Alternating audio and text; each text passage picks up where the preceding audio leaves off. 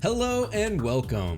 I'm Peter, and this is going to be the final part of the Tekken 7 Season 3 review. Well, this is not so much of a review, but what I would like to see with the new changes that are going to be coming up. So, with the release of the trailer, at the end of the trailer, we were all presented with this screen title.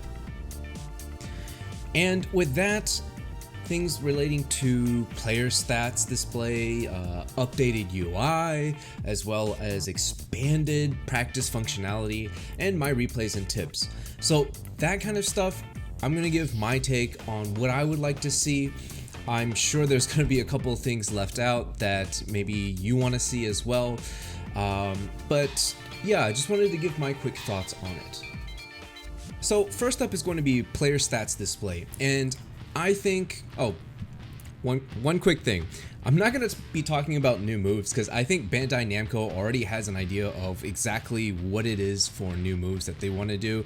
And if I wanted to go over all the new moves that I would like to see, then the list, this video would be literally like a 3-hour, 4-hour long video.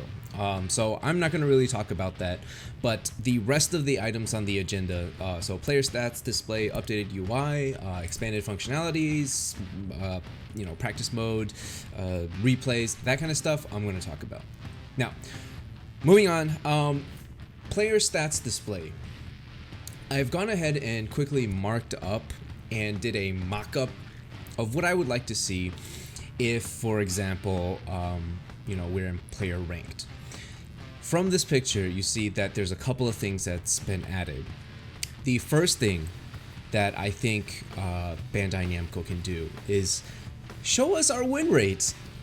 Right underneath our name or next to our name, show us our win rate, what our percentage is with this character in ranked match. Because as you know, ranked match or just playing online in general, you spend a significant portion of the time just staring at this screen. You're just staring at it. And if you're going to give me something to stare at, I might as well have a look at, what my win rate is and be able to take a look at what my opponent's win rate is. So I can kind of gauge for myself, like, oh, am I facing a strong opponent? Am I facing a weak opponent, right? Things of that sort. Second thing that I've gone ahead and added to this, what kind of a connection am I playing? Am I playing a Wi-Fi player? Am I playing somebody who is on landline or, who's playing wired, right? Because a lot of times we wonder if it's just the distance between the two players that's causing the issue, or if somebody is just simply on wireless. Just put an icon on the left-hand side or the right-hand side and just show us, oh, this person's using Wi-Fi. Oh, I'm playing a Wi-Fi player. Okay, this is what I can expect, right? Or I'm playing somebody who's using a wired connection. All right, I know for sure that we're gonna have stable and good connections. The third thing that I would like to see, and if you can see on the bottom, I guess I'm gonna zoom in on this one.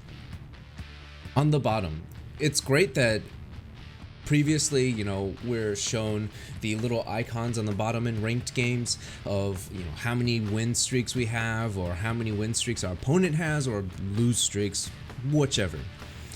But show us which characters they're winning against, or which characters they recently lost against. I think this would be a cool feature, or a cool opportunity to do something else just with this loading screen. Because honestly, I get so bored with the loading screen. Sure, I do things in the loading screen like, okay, I have to remember to watch out for this move when I'm playing against this character, or I need to, watch out for this type of move because they're most likely gonna throw it out.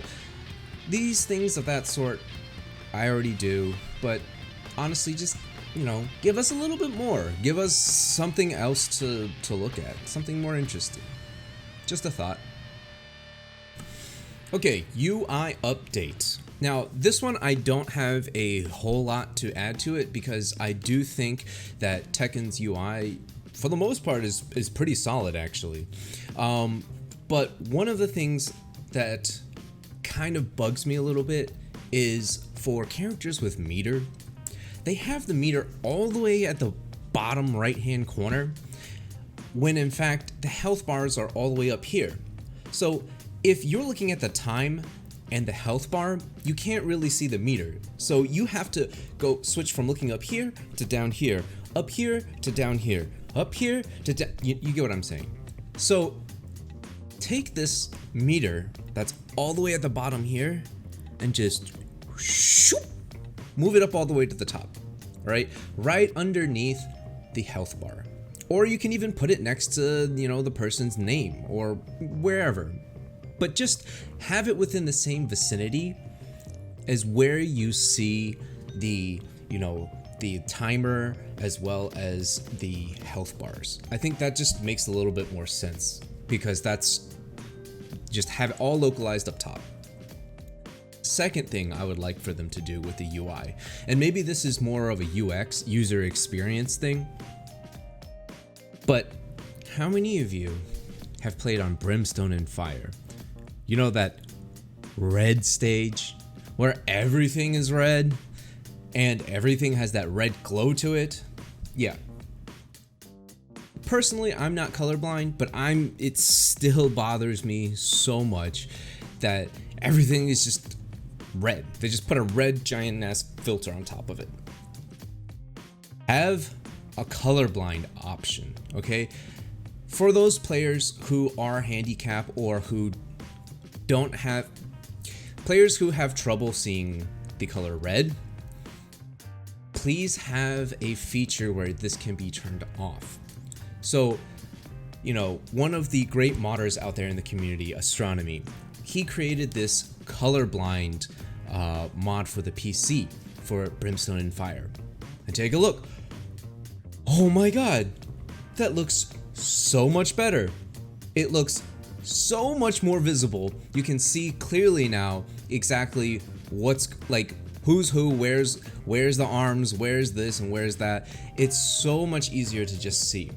So I would love for Bandai Namco to have a colorblind option for the stages or something, and I think that would, ease a lot of the red stage stuff. And this red hue thing, it happens on a lot more than just this stage, right? There's also that other volcano stage, the one where you break on round 3. It's an open field, and there's I think Akuma stage when you first start the game. Everything is just this hue of orangish red.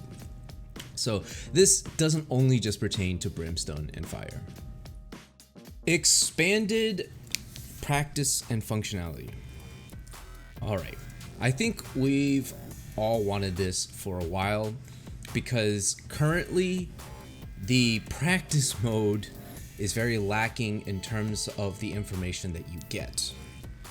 So if, say for instance, I'm playing Brian and I want to, save one of my moves and I'm learning the game, I'm like, oh, what's this move? Oh, it's jet upper. Oh, okay, jet uppercut. Okay, it's forward, back, 2. That's it. And I can test it out. It's like, oh, it's a high move. Well, how quickly does it start up? What is it on block? And if this wasn't a launcher, what is it on hit and what is it on counter hit? These types of information, I would love for them if they just gave us this information, right? Because right now, we have to go to rbnorway.org and, props to them.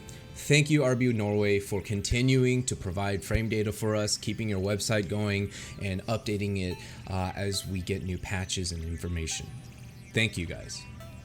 But I would love if Bandai Namco just displayed all that information straight up at the top, right? Just show us. Oh, what is the hit level? Oh, it's a high. Oh, okay. What is it on startup? Oh, it's 14 frames on startup. Okay. What is it? Oh, it's a launcher too? Okay, so just show us that information so that when we scroll through this command list, we can see all the different options. And, Tekken is one of the few games, I think, that doesn't have this information readily available. There's a lot of games out there that do. Actually, I don't know if there's a lot of games out there, but I know that NetherRealm Games does do this, and props to them for that. And I would I really do wish that Tekken would follow along the same suit as that. And even if you don't show, like hit levels and how much damage this move does, because we can kind of figure that out on our own by practicing it, at least just show us the 4 main frame data things, right? Start up, block, what is it on hit, what is it on counter hit? Easy, simple. I think that would be the main thing that I would love to see in expanded practice features and functionalities.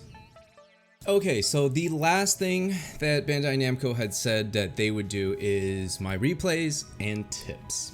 And this one is a big one that I spent a good half of a day thinking about what to do with.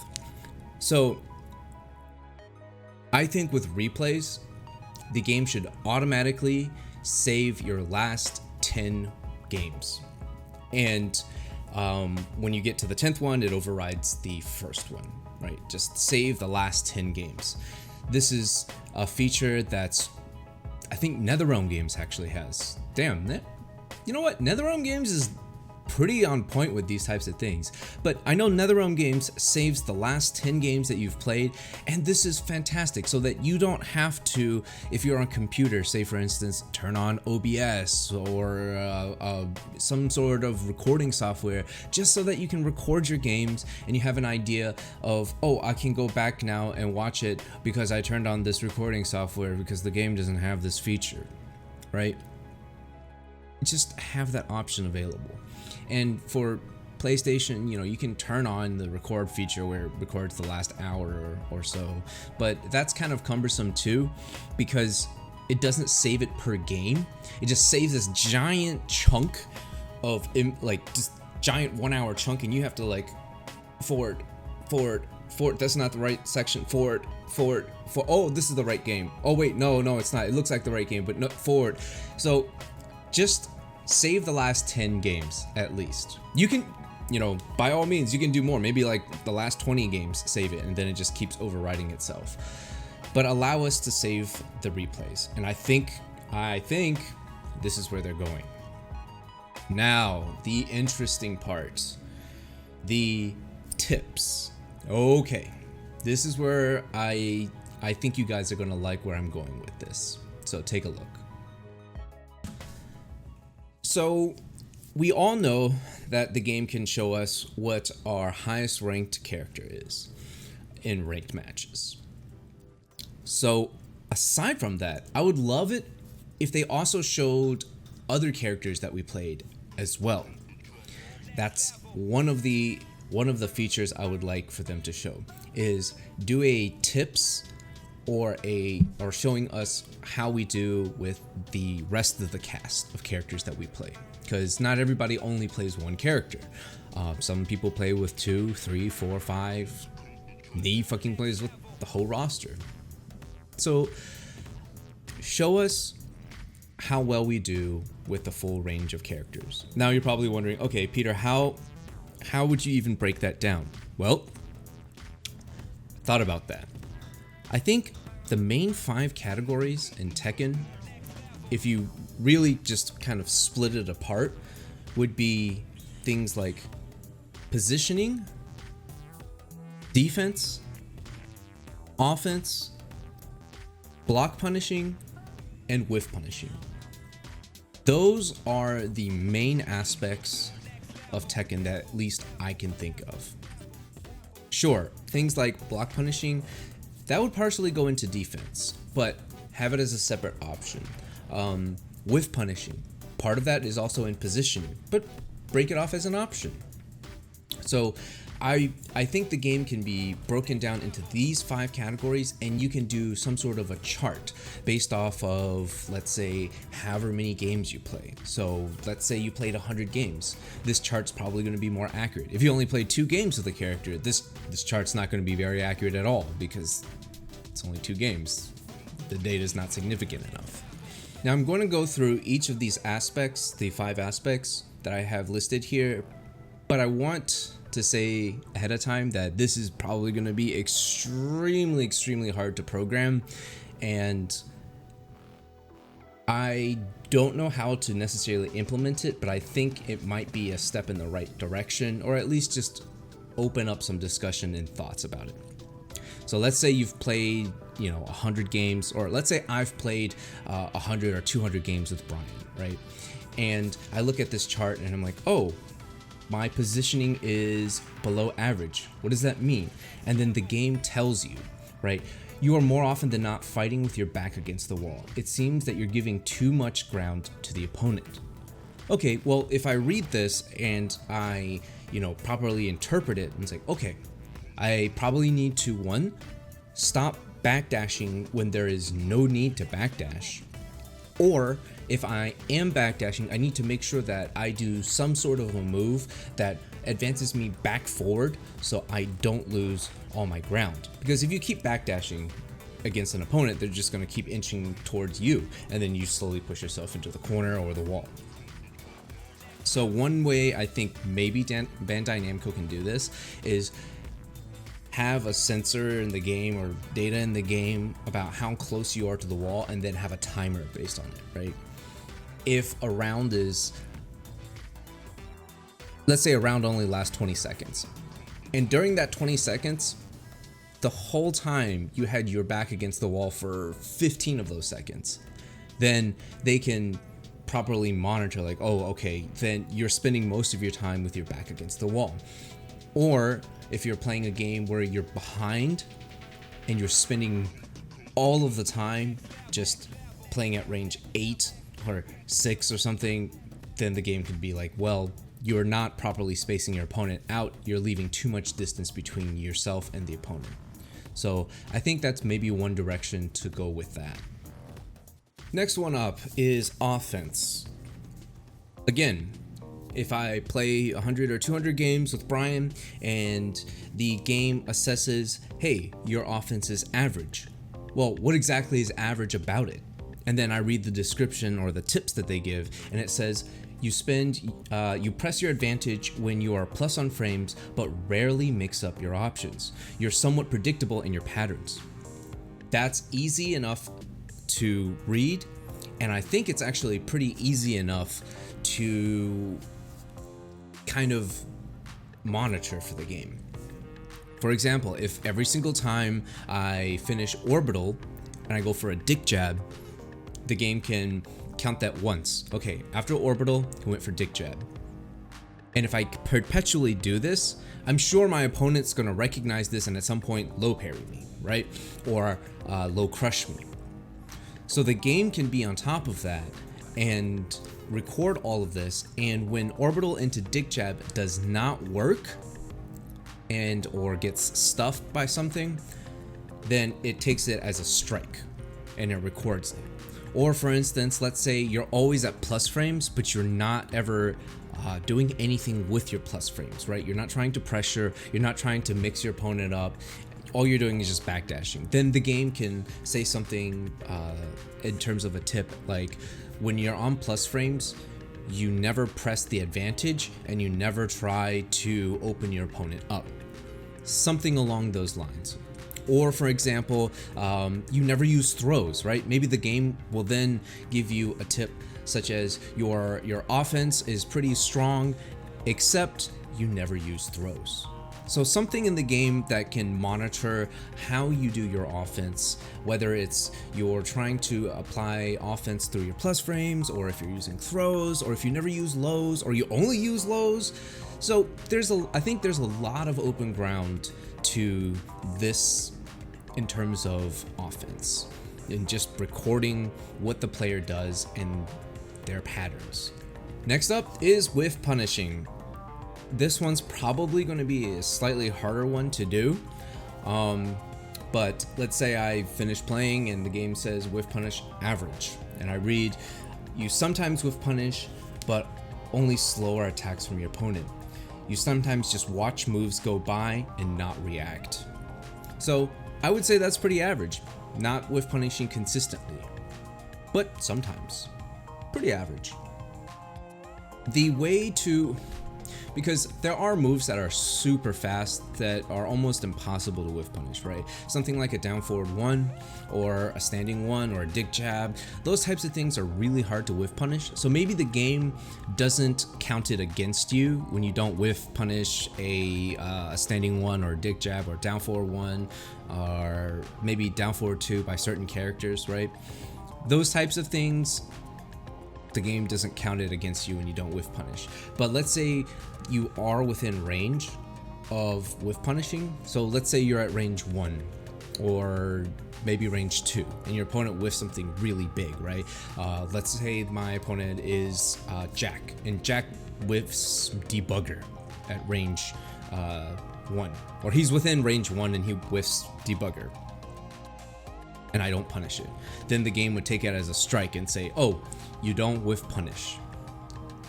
And this would continue to gather data over time. And over the course of 100, 200, 300, 400 games, this would become more representative of what you do and don't.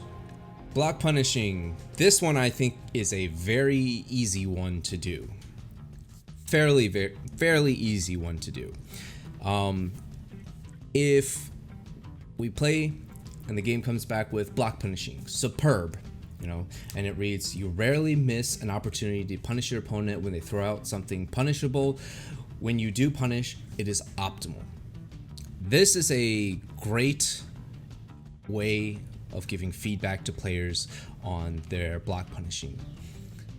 For example, right, if the game just records what move the opponent does, and if we block the move, it's just an easy if-then statement, I think. If I block the move, did I block punish it? No, then have it as a strike. If I blocked a punishable move and I did punish it, then that's a plus. But did I optimally punish it? If it's not optimal, then it'd be kind of like a half point, right? And if I did, it'd be like a full point. So I think this is another great thing that the game can keep track of to give tips on and assess the strength of a player and something that they might need to work on. Last but not least, defense. And this one may be a little bit more tricky to do, but let's just read really quick what I have had, what I came up with, right? If I play a game and it says defense, above average, you recognize most strings in the game and block them quite well. Your reaction to slow lows is good. What is holding you back is your inability to consistently throw break. So you can see here that there's many aspects to defense. Recognizing strings. Are you blocking the lows that are coming in strings, right? Things like junkyard kick, right? Junkyard kick only has really two options. Law has back 2-1 or back 2-3. That's string, right? Back 2-1, you duck and then launch it. Back 2-3, you low parry it, or you low block it, whichever. So this is the kind of thing, or one thing that you can keep track of for defense. The second thing, right, is throw breaking. When an opponent throws you, do you throw break? Do you even press a button? Like, I understand if you get thrown and you got the wrong break. At least you tried to break it. That's step number one. You tried to break the throw when it came out. And then the next step is, are you correctly pressing the right button that corresponds, or are you just guessing, right? I think this is great for the game to try to keep track of as well. And the last thing is perhaps slow lows, right? Snake edge type of moves, or like, yeah, actually, I think the main thing would be snake edge type of lows, or maybe even unblockables too, if you want to include that category.